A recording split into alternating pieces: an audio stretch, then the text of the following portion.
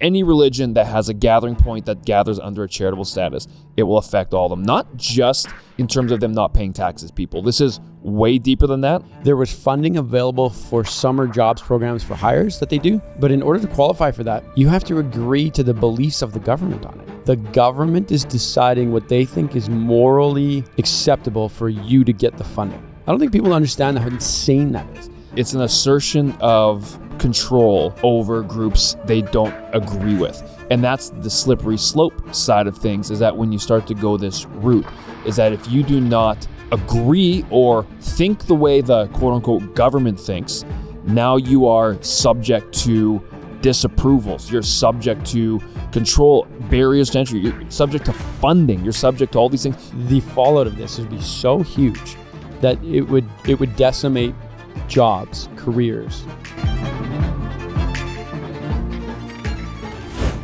Citizens, welcome. Good to have you guys. Hope you're doing well. Indeed. Jer, how are you? I'm doing good. I feel like winter's upon us, which is a sad day, but also it's exciting too. I like winter. Fall's, I think, my favorite season. Is it? It is. I like the leaves and all that. And I like sweater weather, like a little bit chilly Layers. and cold. It's good for me. I'm not done with the heat. My nicest clothes are fall clothes. I just realized that. Pulling them all back out. I realized that summer, David, is all about t-shirts and jeans, and that's it. Or shorts. Funny. Like that's all. That's all I care to wear. But fall comes around, it's like, oh yeah, I forgot about this sweet quarter zips that I got. This nice wool sweater. I'm not done with the heat though. I think I'm not even exaggerating. I've been on like WestJet vacation packages looking for the last week, being like, I need a hot something. We need to go somewhere. Yeah, that's awesome. Trying to find a deal.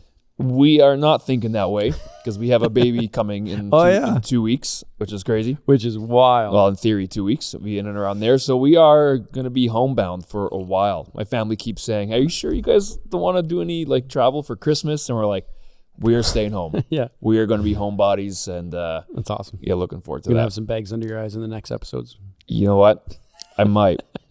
Hopefully not. We'll have to Hopefully figure not. out Citizen because we'll for sure I'll miss a couple of weeks of Citizen. Yeah, we'll have to figure that Maybe out. do a solo show where we get some co-pilot in the seat. Yeah, that'd be awesome. Figure that stuff out. But anyways, lots going on in Canada. We said it every episode because there always is. There is. It's crazy. And there always will be until we're happy with how Canada is, or at least the direction we're going. Yeah. Right? That's the biggest thing. That's why we've got Titanic and Iceberg here in front of us. We haven't talked about that in a while. If you're new to tuning into our show, thank you for all those people who have been subscribing and joining us on YouTube. We so appreciate the comments, the support as we keep moving forward. There's so many great people in Canada that are trying to bring relevant conversations to update you. We are one of them.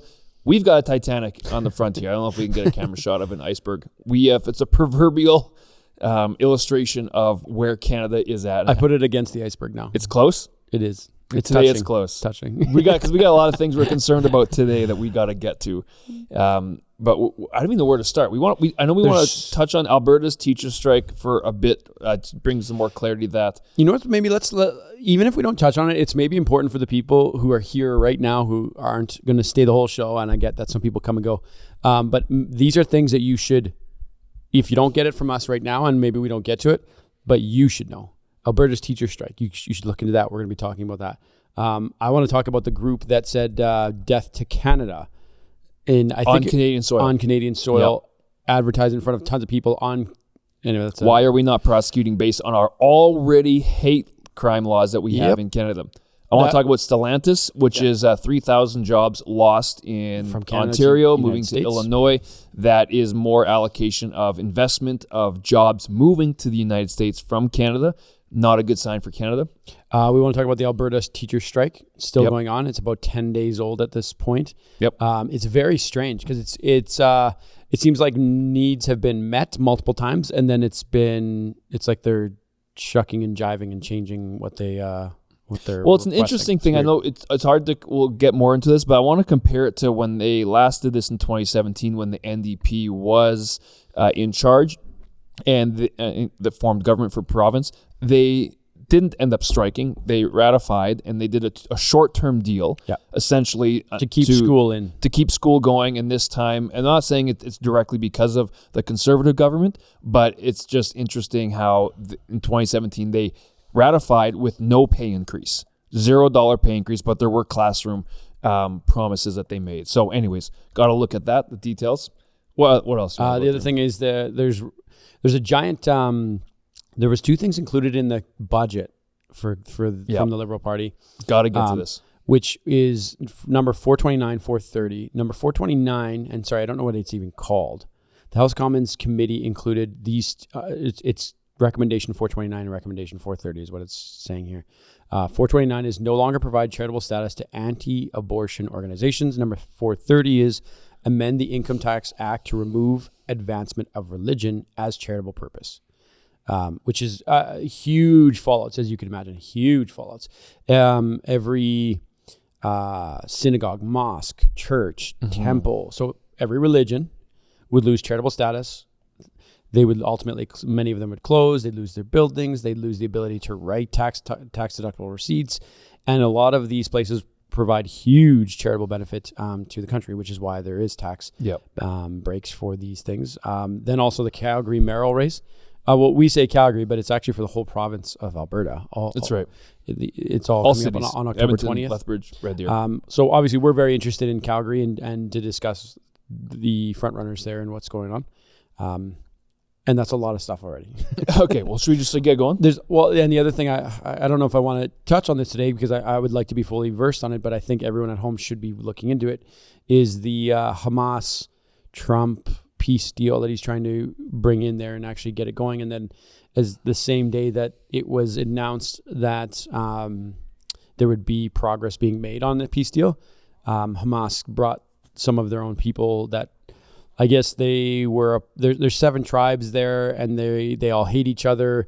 And so he brought a bunch of those people from the 7 tribes that they're all fighting with, and they executed them in the street with all of their families to see. I don't recommend you watching the video, but I did see the video, and you just start to realize the type of evil that is going on over there, and that they're killing their own people in the street, broadcasting for the world to see. And if they're showing that on camera, what is not being shown on camera? That's where my brain goes, where I'm going, good Lord, this is wild. It's crazy. So I don't know if we're going to get to that today, but again, I'm trying to show everybody at home what you should be watching out for, looking at, figuring out what's happening in the world. We should, on that note, let's put a marker for that conversation, because when it comes to Israel, when it comes to Gaza, when it comes to the peace deal with Trump and Qatar and Egypt, and obviously Mark Carney, Prime Minister Mark Carney went over there, according to Trump, President Mark Carney. Yeah, that's pretty funny. There is such a propaganda war when it comes to these issues. And what I specifically want to talk about is that social media content, there is people and accounts that are literally dedicated to making completely false posts, but they sound real. They sound like it's a whole story put together. I'm saying this happens all the time now, and people repeat things without verifying, and it's tough to verify because you have so much information. I just want to talk a bit more about that on how do we protect ourselves from not being so susceptible to bad information. Because a lot of times people say, hey, did you see this? Because I just pulled one up from a guy who's got a large account, 60 million followers, and I had another friend put it this way: Hamas over the last year has been winning the propaganda war. Like, don't think they're not sitting back by getting people that are pro-Hamas, that whether they're paying them, whether they're working in consortium with them, they're pushing out material showing that they're actually the victims in this, right? Showing even straight out lies about Israel having hostages, and obviously there's prisoners, but my point is, I want to talk about that more in depth, because that is actually a very important thing of how people get influenced, and we become way too easily just, I read it once, oh my gosh, I can't believe that's true. And it's like, you just read something someone completely made up, and it's a lie. Anyways, we'll come back to that. And this is an important line of thinking, or a point of dialogue, is to be critically thinking. And even like, for example, I know ChatGPT now is a huge news source, and people are always looking there. What's your thoughts on this, or what's happening in this? Tell me about this. But even that, you have to question it. Where'd you get that from? Why? What makes you say that? Because I was even watching a video yesterday on YouTube, and it was, John Christ, the comedian guy. He was trying to make a joke, and he said, build a graphic of me and this guy, and he said, and write the alt-right as a graphic, the alt-right comedy show, And then ChatGPT right away went, this violates our guidelines, da da da da da. And then it said, why does it violate guidelines? And it gave its reason for it. And then he went, okay, let me just try something else. Give me a graphic with the alt left title graphic and put our faces on it and our names. And it immediately spit it out with no problem. And he went, why could you do one and not the other? And it had such a bend, such a bias. That was like, this one's bad, horrible, this, and this one's essentially not. And he's like, no, there's been atrocities on both alt-rights, or alt-right and alt-left. And he's like, they're both responsible for incredible evils around the world. But ChatGPT had obviously a bias. So my whole point there is question everything and figure out the sources and what their motive is and where they're at. And we'll finish this last piece of ChatGPT advice and AI advice and all that. It requires us having an understanding and a knowledge deeper than a headline when it comes to issues that are in our world. Because if you don't know what you don't know. And I'll give you a perfect example. Today, when I was writing out some ideas and I wanted to look at the top 5 projects that are being announced for Canada in terms of major projects that Carney's announcing. And one of them is potential of the Keystone XL revival. Talk to deepen U.S.-Canada energy ties, right? Yep. And so the quick write-up that came up on this one, because I asked ChatGPT, can you just give me what are the top 5 projects being pushed forward? I need a quick summary. And I've got already a base knowledge of these things. And it brought that up. It says, Carney floated reviving the Keystone XL pipeline as a potential anchor for stronger bilateral energy cooperation. Great. Now I said, and I pushed back and I said, the way that you wrote that first one has a lot of missing information. You make it sound like it's an actual thing that's going to be going forward. Can you please be more critical at the chances of it actually happening? Because what the Liberal government's actually pushing is carbon capture projects before actual energy pipelines being built, which is getting not a ton of criticism. It's more barriers to entry to unlocking our economy. So they came back and says, you are right. Carney seems to be dangling this as a largely symbolic signal. He signals potential support only if conditions allow, but there's no firm backing this and there's zero financial commitment and no guarantee the U.S. will actually accept this. It is political posturing at best more than a serious energy strategy. So see how it altered its opinion based on what I say, and it kind of has this idea of it's almost like it makes you happy. It wants to make me happy. Yeah. The other day I did a quick thing on it saying, hey, can you put together a quick portfolio, top 20 growth potential stocks in nuclear, in quantum computing and all this stuff. And I want them all to be under a certain cap and in the next 5 years. Deep research mode, goes on it. 10 minutes later, it gives me up there. I'm like, great. First thing I notice, the price is wrong. On the first stock, it's telling me, price is wrong. I went like, your price on all of these are 8 months old. No. It gave me information from 8 months ago. So these Do you stocks have the subscribed one? 100%. I pay for that. Yeah. And it's like, I got so mad at it. What are you doing? Yeah. Like, how can I ever trust you on the information you're going to spit out to me? My point is, I don't ever trust it. Yes. It's there for a quick little reference guide to bring up, hey, I need a quick this and this. But even then, you have to have, and luckily I've got a deeper knowledge of these, so I know when to push back. But people who don't have a deeper knowledge, they will just take, not just AI, talk back, bots and chats and all that, but social media stuff. When you get a headline and you see it one time, if you don't have a deeper knowledge of it or understanding of it, you're just going to believe something quick. And then how quick are we to repeat it because we just want to have a talking point with our friends or whatever. You know what I mean? Yep. It's a real danger we live in when you can't trust the news because it is a pillar of democracy. And anyways, man. Well, and all it's doing is gathering the sources. So it's just like a quicker Google search. But when you think about what Google search is it's pulling from articles, experts, opinions, people's studies, and it's referencing those. And so it's essentially just a bunch of Google searches in a microsecond and then it just puts everything in one location for you. Yeah. So it's like it's referencing what people's opinions and thoughts are often. And this is why what we talk about is so important in a world of censorship. If ChatGPT can't even grab the opposing views on some of these things because they're censored, it's not even going to pull some of these things. And so you have to question. And the one thing I do like is that it has all, like I'm looking at it right now, it has the links for the thing it has. And you can click on that and see where it's sourced it from. Mm-hmm. And I don't know if many people even know that or do that, but you can actually pull that out and see what it's looking at. So Where do you want to get to first? Want to talk about the charitable status changes that's coming up? I think so. Let's touch on that for sure. All right. So if you guys haven't been aware, we have talked about this before, but it keeps coming up, is that there's more developments when it comes to charitable status changes. You can call it even threats to charities in Canada at the federal level. You already talked about this recommendation, number 429 and 430. There's renewed push in the federal budget consultations to revise Canadian charitable law, specifically to remove the advancement of religion as a privileged charitable purpose and insert more restrictive bias tests. So obviously there's a lot of issue with this. A lot of different guys and organizations are coming out against it. We've talked about it. This will drastically change the landscape of Canada if something like this does go through. If you think of simply the amount of churches, the amount of any religion that has a gathering point that gathers under a charitable status, it will affect all of them. Not just in terms of them not paying taxes, people. This is way deeper than that, and we're going to get a little deeper into it. But any quick thoughts off the hop? Well, I just think when you look at studies that show, and there's a lot of debates and arguments on this that provide a lot of great information. If the government were to try to step in and do the jobs of what religious organizations, and I mean every religion, what they do to feed the hungry, food banks, people, counseling, all of that, it's like it would increase the budget.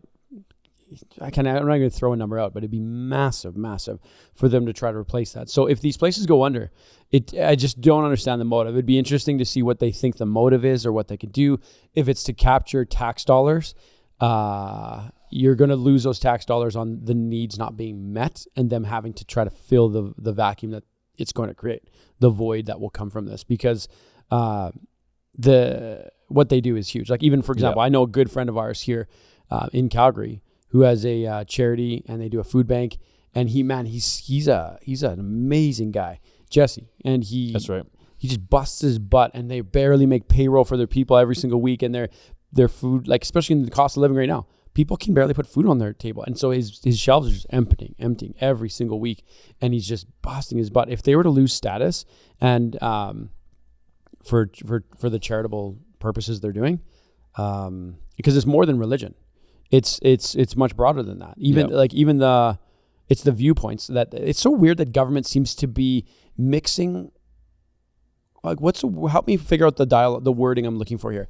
That they're playing identity politics, not identity. Well, I guess so, but it's like, for example, even for some stuff for our organization, there was funding available for summer jobs programs for hires that they do, but in order to qualify for that, you have to agree to the beliefs of the government on it. I don't think people understand how insane that is. Yeah. The government is going, I would like you to agree with this. I'm like, who are you? Like, well, I would add, it's an assertion of control over groups they don't agree with. Yeah. And that's the slippery slope side of things, is that when you start to go this route, is that if you do not agree or think the way the quote unquote government thinks, now you are subject to disapprovals. You're subject to control, barriers to entry. You're subject to funding. You're subject to all these things. That is a country I don't want to live in. I know, and that's exactly it. It's dangling a carrot in front of you where it's maybe small at first, and then once you commit and you take that funding and you start to go down that road and you need more funding and more and more and more, and now you're so far down the road. Like I literally told in our conversation, I said, I don't care how much money it is. I'm not going to go against my beliefs on what we value and our morals to check the box to get the money. I said, no, absolutely not. I don't care. Don't even bring it up to me again. And so that's the road we're going down. But when you just kind of back up and realize the government is deciding what they think is morally acceptable for you to get the funding.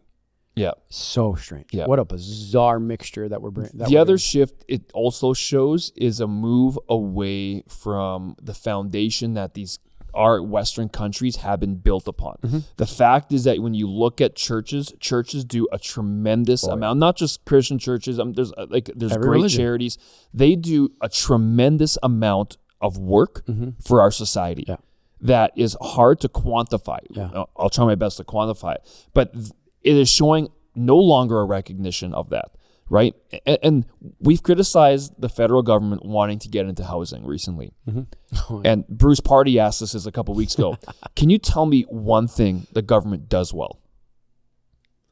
So I'm saying if you lose charity statuses, which means guaranteed you're going to have people lose their jobs, you're going to have companies restructuring, you're going to have these people who provide real legitimate services that are great for the mental health of Canadians, the social fabric in terms of people who are down and out and what they do and the services they provide to help them. You look at what churches does for families and for people who are going through horrible problems, like the church is there for them.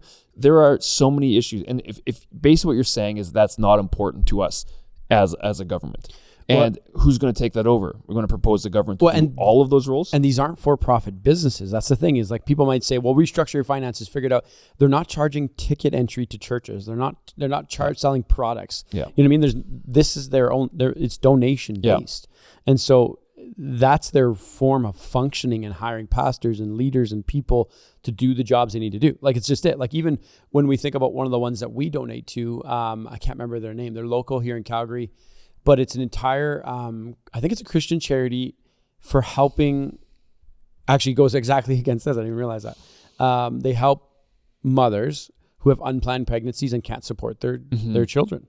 And so what they do is they provide them beds and It's here in Calgary. Yeah, it's here in Calgary. Amazing charity. It's amazing. Yeah. Like, they take them on entirely. They live there. And so they live in the building and they come and they give them food and they support them and they help them. And then when the baby's born, like, talk about such an amazing work. Holy Paul, smokes. Can you make sure let's get the name of that charity? We've supported them. I forget the name right now. Paul, I want to add that in the notes just in case that's something close to your heart. You guys can go check them out and give to them as well. So amazing what they do. Made by Mama, maybe? Is that what's called? No, it's not that one. Our wives would know in 1 second. Yeah. We should maybe text. But wait, Andrew, did you have it there? No, that was the wrong one. Okay. Anyway, long story short, my whole point is what an amazing work they're doing. And this is, and it goes actually right very against point 429 there, recommendation 429, where it says essentially if it's anti-abortion, which you can imagine this organization would probably be anti-abortion if they're trying to say, hey, no, we believe in life. We believe in the children. We believe in we want to help and cultivate. This would qualify, lose status, which means they would close, and which means this amazing help they're doing, it's gone. Yeah. Like, what are we talking about? It's just who's driving them? Well, there's several groups that don't believe churches or religious organizations should receive tax-exempt status. And there's also others that argue whether the benefit is actually there for the country. So there's some people. Also, the one thing that's worth, just so we're not bringing this up out of nowhere, this is a bit of a cyclical thing because it has come up several times before, especially when it comes to pre-budget meetings as the federal government's preparing its future budgets. If it comes out on time this year, they are. So this is a thing to bring up again. Should we bring it? Some people want to see more revenue for the government. Guaranteed that's a reason why, because they're looking at organizations saying, well, we can tax them. The CRA is, by the way, incentivized. Like, their people are actually incentivized to say, where can we get more tax revenues out of the citizens of Canada for the government? So in the maybe the short term 6 months to 1 year, they might get more tax revenue. But then it's going to... The demand for the needs that they just terminated would be 50x anything they get in for taxes. Like, even like, think about what in our world of the school we both went to, Springs Christian Academy. Think about the benefit a Christian school does for our country. Yeah. So the charity, the Christian thing is that the people pay out of their own pocket to go to the school. So it's important enough to the citizens that they want to pay out of their own money to go, whereas public system, it's not, it's out of the taxes. So let's just use me as an example. Jeremy Prest values Christian private education so much that I'm still paying taxes to the public sector school system. So I'm still paying my share, and I take my extra money on top of that, and I go to the private sector, and that private sector is hiring its own staff that the public is not. Mm-hmm. So it has teachers, people, it's creating jobs, it's lightening the load off the public system. Like, you want to do Christian schools going to lose their statuses too, and they're going to lose the ability to write tax receipts. Like, the fallout of this would be so huge that it would decimate jobs, careers. It would be massive. It would just be brutal. Well, here's a couple of quick stats for you too. Cardis put out a study. It's called the Halo Project from Cardis in Canada. For every $1 a religious congregation spends, the broader community receives about $3.39 in benefits. Wow. So a 3x factor for every dollar it receives. These include services like that are free use of facilities, marriage ceremonies, counseling, refugee sponsorships, and obviously many other community supports. It's an enormous social and economic value for our country. Also, faith-based, this is specifically churches, not all charities. Yep. Faith-based charitable sector contributes an estimated $39 billion annually in direct revenues to the Canadian economy. The broader halo effects are included social services, recovery programs, food distribution, community care, and if you include those, the impact grows to approximately $77 billion in socioeconomic value every year. Also, the charitable sector as a whole represents about 8% of Canada's GDP. Let's talk about GDP. We're flat, people, in our GDP. There is no growth happening in our GDP, and nearly 40% of that comes from faith-based charities. Wow. Of the 8% of Canada's GDP, that is a huge amount. So my point is, it's not just as simple as revoking a tax-exempt status. Yeah. There is real value, real people, real jobs, people who are actually in need that get benefit from all these places that are all subject to put it crass, looking for more ways to extract revenue out of the Canadian people for the Canadian government, who already does not manage their budgets well. Because I don't know if you guys know this, we are looking to be $100 billion overspend this year. It's so crazy. For a 40 million person country. Just so everybody knows. So wild. Let's let that hang there. Gosh, we could go down that. We should move on. Charity status, done. What's next? Where do you want to go? Teacher strike? Yeah, let's go to teacher strike. We need a quick update on this. It's October 6th in Alberta. Teachers have not been teaching because they decided to strike because they could not come to a deal with Alberta. It's the Alberta Teachers Association, the ATA, and Alberta government. So what are we seeing? Is Canada Post still on the strike? Sorry, round curveball. For sure. Still. I think so. 2 public sectors, eh? Working Gotta well. be. Going well. Good stuff. Yeah, love it. It's sad. My point there, my cynical point there is that these things don't work well. The public sector isn't a highly beautifully managed thing. Unions are good short-term, horrible long-term. Yeah. It's a big deal. 51,000 teachers walked off the job. I think there's over 700,000 students from what I was reading that are being affected. Alberta's and again, I want to be, maybe we get a teacher who knows what they're talking about when it comes to this, to actually find out their side of things. I know we've had population growth. Like the ATA's biggest thing is population growth. So now we're getting unmanageable classroom sizing, lack of support from TAs, need more teachers for class sizes to be smaller. And obviously pay increase is a big part of it. The claim is the pay that Alberta government proposed does not match the CPI growth over the last 4 years. I've got a lot of thoughts on that. Yeah, we got a lot to say about that. But I would argue, I think that many organizations are in the exact same shoes where they can't keep up with inflation. They can't pay their people enough to keep up with the inflation. Yeah, it's like everybody's struggling with it. So negotiations have resumed. I know provincial government has taken a hardened stance on it, and there's been some, I'm not sure how substantiated these are, but there's been some reports of lockouts or even forced return. But for example, some bargaining have hit basically a hard pass over how much teachers are asking versus what the government is willing to allocate. There was one take, I wish I knew, I've never seen this guy before. He had a great take and he was very sympathetic, saying, I understand teachers what you're asking for. And he goes, I want you to have everything that you have. He goes, just your timing is really bad. Like doing it at this time when you've got a lot of issues happening within our country, specifically within our province. The amount of pay increase, 12%, I think it was. Is that the amount over 4 years? Yeah. The ATA is complaining that does not match the apparently 20% CPI that has grown over the last however many years since the last pay wage. My argument for that is nobody has had pay increases like that. 12% over 4 years. Yeah. So that is pretty good. But also that 20% CPI, I don't think that's a real number. That number is there are so many false injections included in that, including money printing, including immigration growth that have kind of padded some of our Canadian numbers. But when you really strip those back, that's why I said earlier, Canada has a flat GDP. A couple other issues too is, like, I agree. I don't want classrooms to be crazy overloaded. You want to have the right size. You want to have the right building. At the same time, I'm just trying to say this correctly. Go ahead if you have a thought. But well, yeah, I just ChatGPT just the average salaries for teachers in Alberta, and it's a lot higher than I thought it would be. I'm almost hesitant to say these numbers.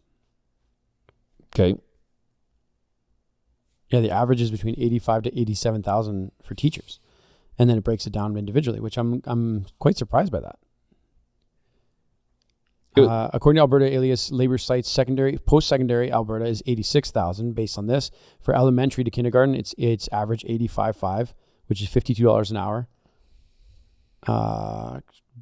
Job Bank Canada gives a range for secondary teachers in Alberta from $32 up to $55 for a median of $46.15 an hour. Edmonton School Division salary grid from 2022 to 2023 shows starting salaries of mid-60s to topping over 100 plus thousand. Like those are really good salaries. I'm actually really surprised. I thought they would have been way lower than that. I didn't. You know what? Am I ignorant? I don't know. I'm interested to see how long this is going to go. I feel like I don't want to comment just yet because I just realized there's a couple more things I want to dig into for sure before I actually give some strong thoughts. And I would really love to see if we can get on the leader of the ATA. His name's Jason Schilling. He runs the Alberta's Teachers Association, the union that is doing this. I'd love to see if we can get a conversation with him because it's interesting. He wasn't president back then, but under Rachel Notley, under the NDP, when I think the last strike, there was a ratification of that strike with zero pay increase, but there are some other demands that were met, but it was a short-term deal, essentially saying we don't want to put our students out, we don't want to go that route, so let's do a short-term deal and we'll reset up. Obviously, there was oil downturn at the time. Yep. So there's other economic pressures like we are having today, but it's and I'm insinuating this slightly. I'm interested in the question because I do have a leaning in terms of how there was an NDP government in that time, and now there's a conservative government. I'm wondering how much influence that has versus we're going to strike and put pressure on a conservative government versus, I'm not trying to make this partisan, but there is an aspect of that probably is at play at the same time. Because it sounds like what I thought Alberta came to the table was reasonable. They agreed to pay increase, right? They agreed to that. They agreed to hiring workers, but the ATA said it's not enough. I think it was 3,000 workers. The ATA said that's not enough. I think that's, again, I need to be educated on the other side about how far, but it sounds like that's a good thing. One of the biggest deals is that the Alberta government would not put a hard cap size on classrooms. And I understand the reasons why behind that. I truly do.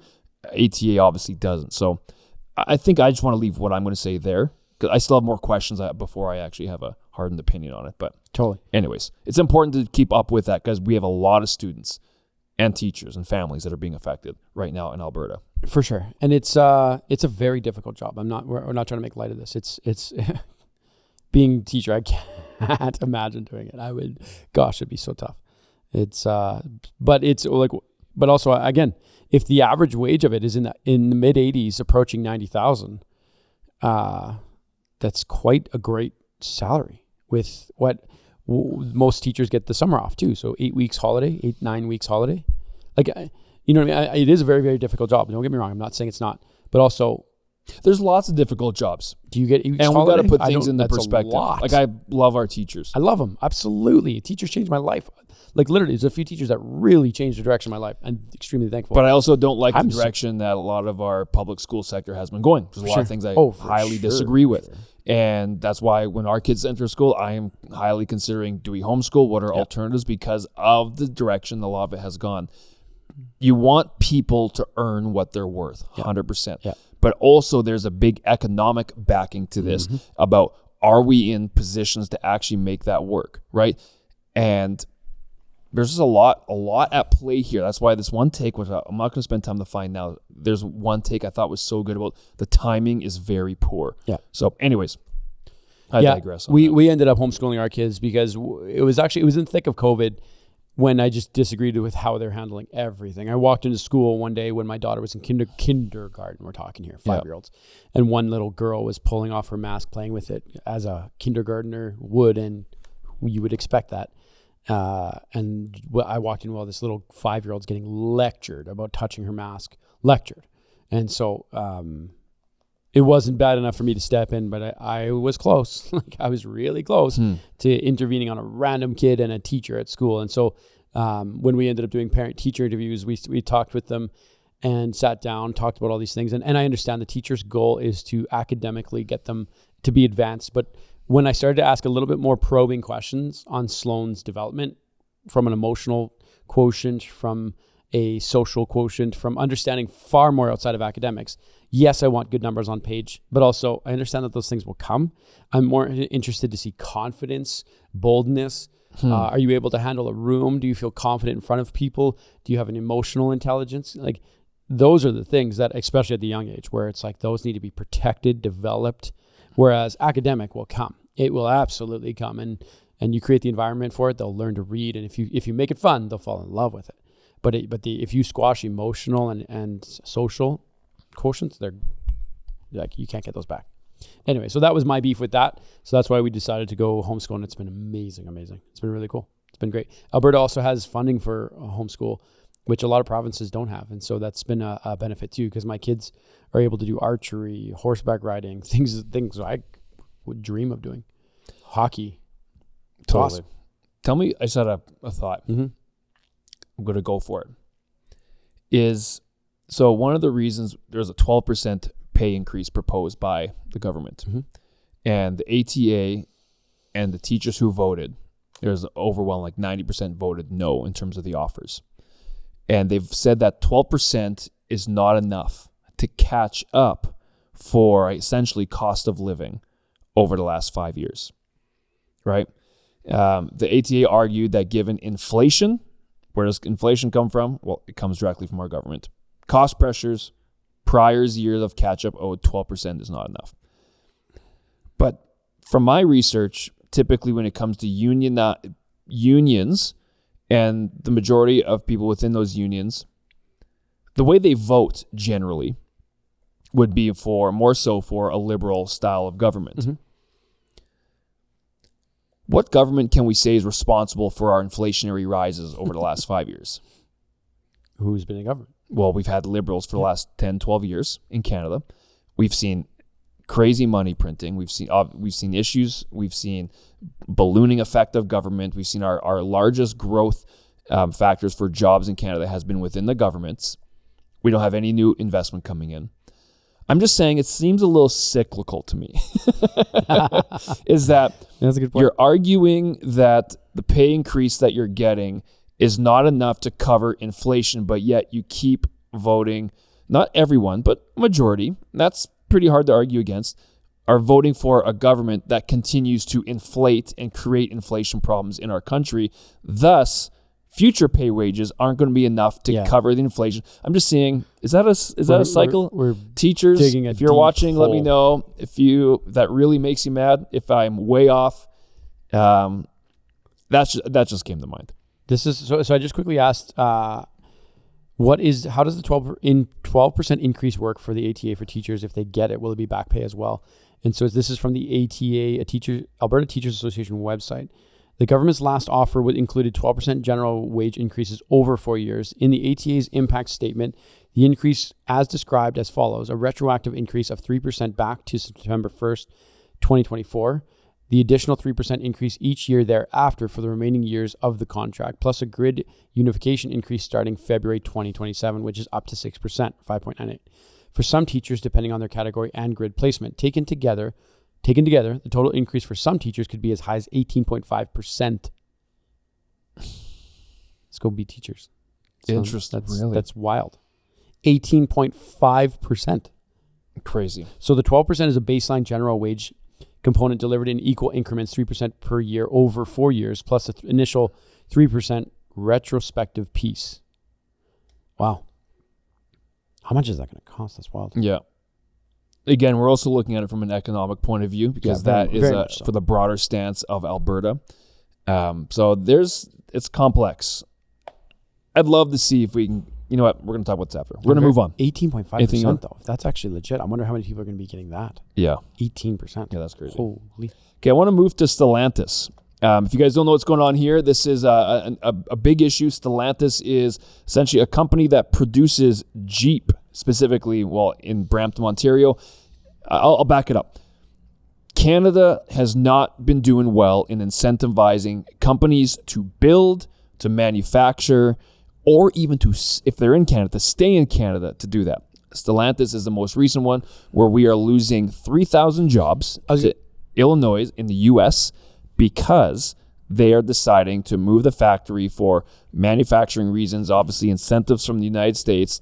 Tariffs will be a part of that as well. They're afraid of tariffs. Yep. So Canada just lost 3,000 jobs moving away to the U.S. And this is a sign of more to come. Think about how painful it is for a company to make that kind of move. You know what I mean? Like for them to capture the losses that they're taking by losing all the employees, paying all their people out with, what am I trying to say? Severance. Got it. When you pay severance, think about the losses they're going to pay. The amazing employees are going to pay.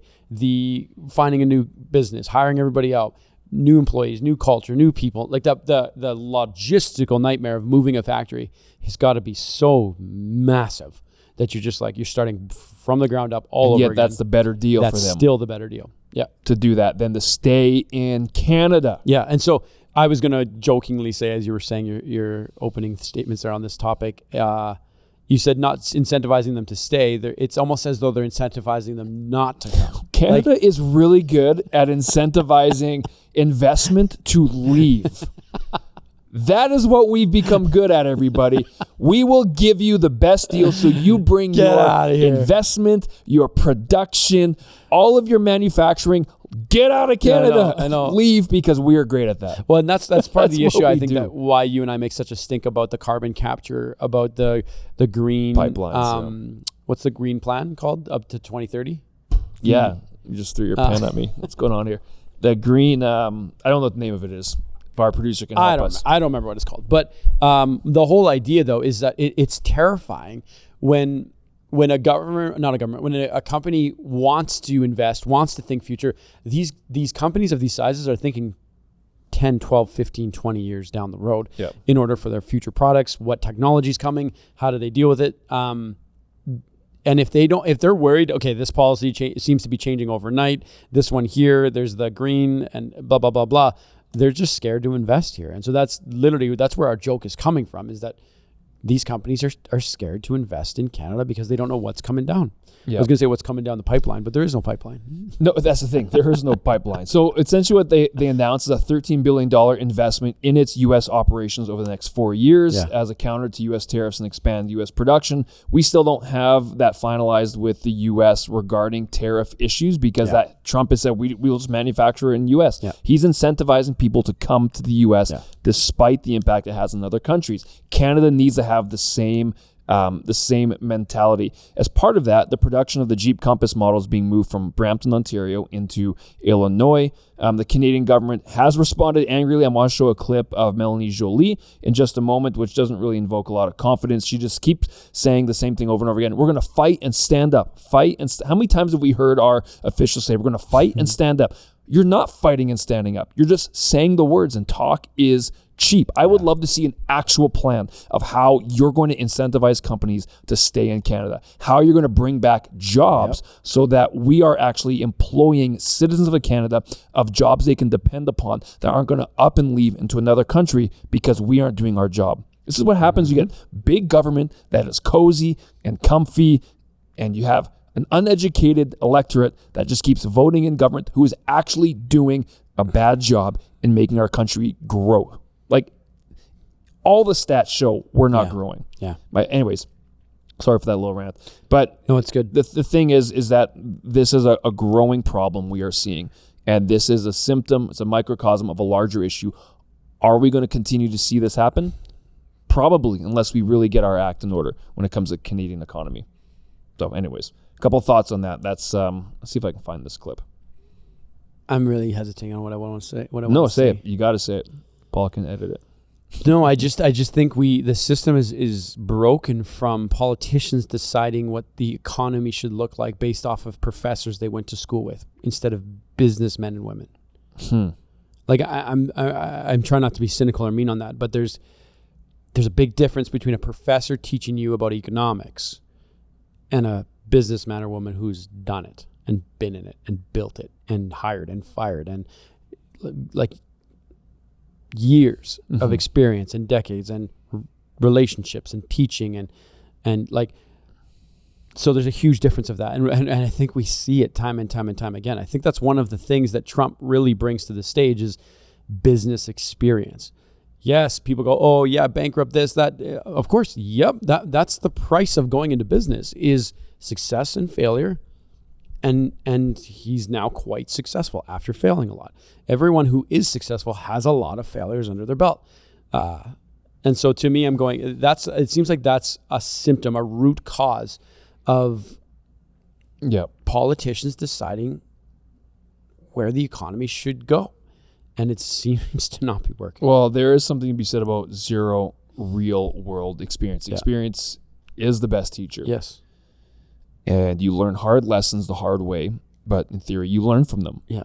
And we're just seeing 12 years now in the making of bad decisions, bad policy, with zero, next to little course correction. And the opportunities in Canada are endless. The amount of natural resources that we have. We should be fending off the amount of foreign investment that is coming to our country because of the natural resources.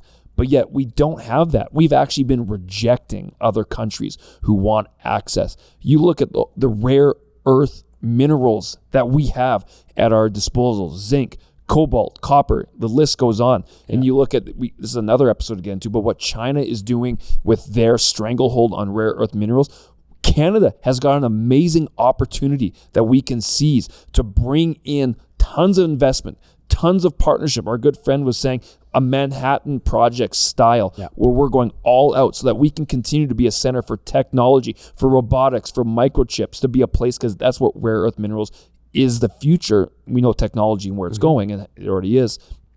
We have the opportunity, but we keep putting so many barriers to entry for things that don't make sense. The climate control, the green energy goals that we want to hit, bad policy, still taxing places like Stellantis, an industrial carbon tax, adding on. It's like, we are the opposite. We're moving away from free markets. Canada has the opportunity to be an amazing country where there is tons of money, where every citizen can prosper. We really do. But what is holding us back? Do you remember this quote? No, but answer the question. Sorry. What do you think's holding us back? I think bad policy, bad leadership. But you summarize it. It's policy, it's leadership, but it stems from leadership. Bad leadership. For sure. It's just so frustrating to see. Because there's no signs of it turning around. This is what I was going to point to here is that, like, do you remember this quote from Warren Buffett? It's along this. And so I'm going to quote him here. This is exactly him. He said, I could end the deficit in 5 minutes. So he's referring to the United States. You just pass a law that says that anytime there's a deficit of more than 3% of GDP, all sitting members of Congress are ineligible for re-election. Like, they would be so motivated to get that deficit figured out. And this is in other words. It goes, in other words, he proposed linking political accountability to a fiscal rule, deficit relative to GDP. The idea is that the deficit exceeds 3%. Those in office would lose a chance to run again, a mechanism to enforce fiscal discipline. My goodness. That's a businessman. Yeah, exactly. It's an investor who understands the economy and how it works. And so the whole point there is that you get career politicians who are masterful at getting reelected and false promises, which, back to your point, bad leadership. Whereas if their seats were tied to fiscal responsibility, balancing budgets, they'd balance budgets. Well, and that's my point earlier with criticizing Melanie Joly by the same repetitive lines. We're going to stand up. Yeah. We're going to fight. We heard former Prime Minister Justin Trudeau say it all the time. We're going to stand up for Canadians and jobs. We're going to stand up for this. And it's like, talk is so cheap now because you don't have any plan. You've shown you have no action because time has now passed that there has been no action, and the problem keeps persisting. I think we should close on this, kind of on our topic here. But so in the last about 5 or 6 years, there has been a big investment by Canadian government, our dollars, your tax dollars, my tax dollars, our viewers' tax dollars, into EV manufacturing in Canada. Yeah. So, but now there's a report circulating about the EV manufacturing failure in Canada. Oh, yeah. So there's a list I'm going to show here in a second. All of the following highlighted EVs projects that were subsidized by the government are now either bankrupt, canceled, or indefinitely delayed. There's only one of 13 projects from Canada's $54 billion EV investment that's moving forward. And that is VW PowerCo, 1 out of 13, everybody. So that is essentially $52 billion down the drain of failed projects that our Canadian government decided to invest in. EVs, well, my point is, okay, I have it on the screen here, I think. Wow. That's hard to see. It's so tiny. That's so small. Okay, Yeah, show how small that is. That's hilarious. There you go. Okay, so name of investment, Honda, Northvolt, Stellantis, which we talked about, Ford, GM, Umicore, Volta Energy Solutions, Lion Electric, Novabus, Ford, GM, Ingersoll, Stellantis. So all of those, except Volkswagen PowerCo, canceled, indefinitely delayed, or bankrupt. Yep. Done. My point is, yes, $54 billion, you guys, that was supposed to produce revenue. Yes. The cart is before the horse. It's we don't have the infrastructure. Winnipeg is dealing with all sorts of issues as far as infrastructure, power grids. They're very, very old. They're unable to sustain. California has rolling blackouts that they plan because they don't have the infrastructure to plug in everybody's electric cars. Like, these are very real issues. It's so silly. And then also, like, this is my real world experience on this. Is I had a guy come to my door and try to sell solar panels to my house, and so he was quite annoyed with me, I think, when he came, because I asked him 1,000 questions and he had no answers for anything. And so I told him, I said, are these solar panels the newest technology, or are they 1 or 2 years old? Because I've gotten wind that they try to sell sometimes old panels because the tech is evolving so quickly that they're becoming more and more efficient. And so he was like, I don't know, I'm not sure. And I said, well, I'd want to know if I got that. And then the guy goes, it's a government incentivized program though. You get a government loan with little to no interest on it, and you have 7 or 8 years to pay it off. And it was $16,000 or $20,000 for these solar panels. And then with the promise that you could sell it back to NMAX. And so I said, well, up to how much? How much can I sell back to NMAX? If I overproduce for my home, can I sell all of it back and just keep feeding and zero out my bill completely? And then he goes, well, no, not completely. It's fully up to NMAX's discretion. You could send it back, but like, there's no storage. If you would like the storage, you would need another loan. I said, how much for that loan? Like, how much are those batteries? Those batteries are $40,000 to $60,000. What? And so I would need $40,000 to $60,000 of batteries to take the power I have if NMAX doesn't want to keep giving me credits for it. Yes. And I was like, and then how long do those batteries last? Well, to pay off a $40,000 to $60,000 loan would take me 10, 12, 15 years. I'm like, this is so stupid. I was like, and in 15 years, the batteries are so out of date and the solar panels are so out of date. Plus, half our year is winter. Like, half our year is black. Like, when we get out of work, for those who don't know, or maybe you're watching from around the world, in the wintertime, when you get out of work in Canada, where we are, at 4 p.m., it's dark. Like, so you have less than 9 hours, 10 hours of daylight. But even 3 or 4 of those 9 or 10 hours, the sun's low. Yeah, low. Sun's low. Exactly. It's not really. It's not high intensity. Anyway, and so I'm sparring with this guy, and he literally was like, I don't know. I have no answers for you. And I was like, okay. I said, I'm not interested at all. I said, it makes no sense. It concerns me how many government loans they're handing out for these types of things, and if they don't get paid back. Yeah, I was just like, oh. I think when it comes to, this is why leadership, and you and I have a passion for leadership. Leadership is important to run a country, to run a business. You don't have to be an expert at you will eventually become and learn a lot of that. Yeah. But you have to be able to identify where are the areas we can grow, who are the right people we need to surround ourselves with that know the ins and outs of these things so we can assess the pros and the cons. How do you build relationships with others so you can work together? That's why you see the economy in the U.S. completely turning around. People are going to argue with the debt side, but there is no doubt that there is more investment, more money moving into the U.S. because of what Donald Trump is doing.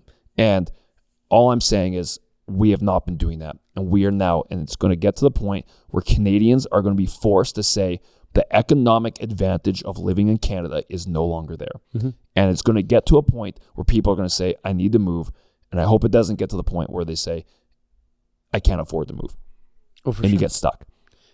I feel like we're on that doorstep already. Yeah. I was sitting down with friends. I know we're wrapping up here, but I was sitting down with friends. And we were just talking about the difference of housing cost here. And they were genuinely saying, like, how do you guys afford homes? And he was expressing, he's like, the cost is so outrageous, like it's so crazy, and he's right. It's completely right. Yeah, so like, it's crazy. If it's not careful, the loans will be upside down. The mortgage loans will be upside down, and that's a very bad place where you can't even afford to sell your own home. And that's happening right now in Vancouver and Toronto. Yeah. As you look at the condo market, it is people are being hosed because they bought at the peak, and it's dropping like 30%. Which is nuts. Anyways, lots of stuff going on in Canada. It's hard. Let's be optimistic. The Titanic is moving closer. There were circulations, I'm not sure if you saw, of I don't know how true this is. Mario Zalani is a big social media guy, right? About the Elections Canada calling around, trying to book for areas apparently rumors of a non-confidence vote November 1. Yeah, who knows if it actually We saved that happen. for the very end. It's unsubstantiated. Yeah, it's completely yeah. All right, we're going to stop it there, you guys. Thanks for listening. Let us know in the comments, please, of what you're seeing in Canada. The economics is a big portion of it. What else going on? We were talking about doing, and I'm going to throw this in here too. We were talking about doing, we saw a very cool coffee truck, and we were flirting with the idea of like citizens and coffee driving around the country. Drive around the country to sit down, talk with citizens Let's go to Ottawa again on an anniversary. And have a real conversation about the Anniversary state of our Freedom country. Convoy, maybe. We're going to look into that. That's awesome, man.